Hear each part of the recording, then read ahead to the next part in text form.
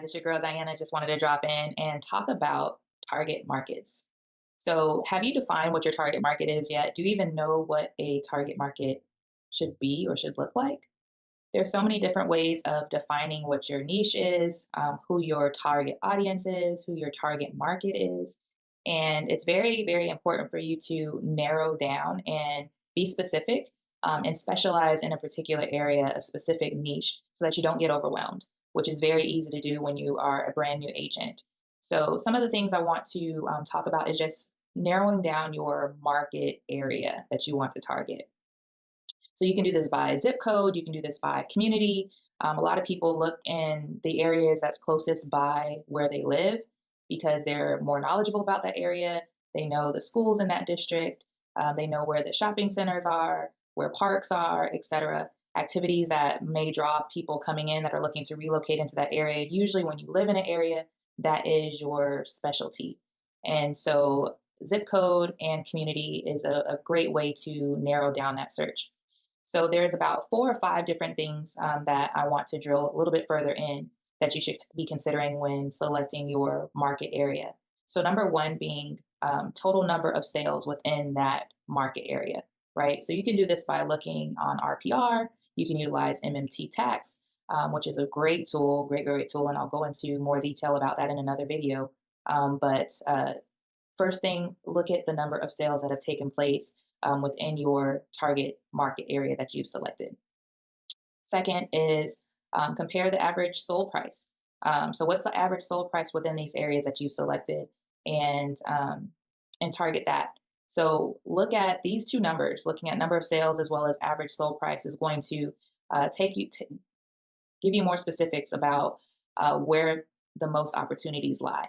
So that's going to be important because if you have a goal of selling, say, 25 homes this year, right, this calendar year, if there's nothing, no kind of traction happening within that local community, or say it's a brand new community, but all lots have been sold. And so these are recent buyers that have just moved in, maybe within the last year or so. More than likely, they're not looking to move unless unless it's investors that are looking to rent out the properties that they just purchased. So paying attention to that number of sales and average sold price.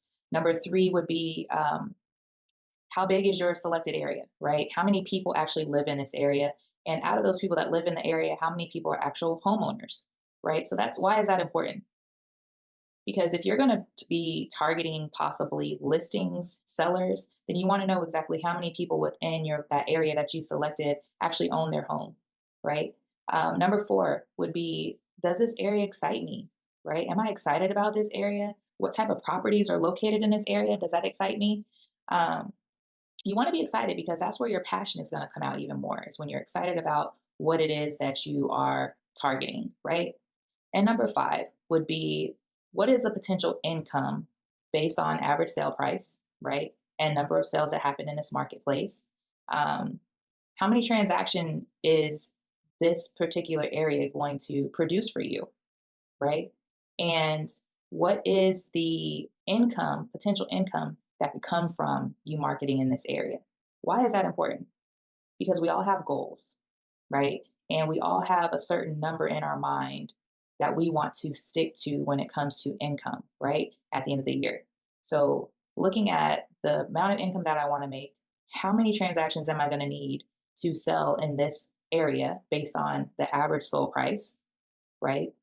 Well, do the numbers, do the math. I'm always talking about doing the math, pulling out your calculator, actually calculating what that would look like, right? Because if it's going to take you, say you have two potential areas that you're selecting, and it's going to take you 25 to 30 transactions to reach your goal of $150,000 of income versus 60 plus transactions in another area that has a lower average sold price, then which one should you be targeting, right? That's going to be a decision that you're going to have to make. So there you go. There's your tips on selecting a target market, and we can deep dive a little bit further into that if you'd like. Just give me a call. Also, you know how to reach me. I'm your broker, right? You have my cell phone, and I look forward to talking to you soon. Bye.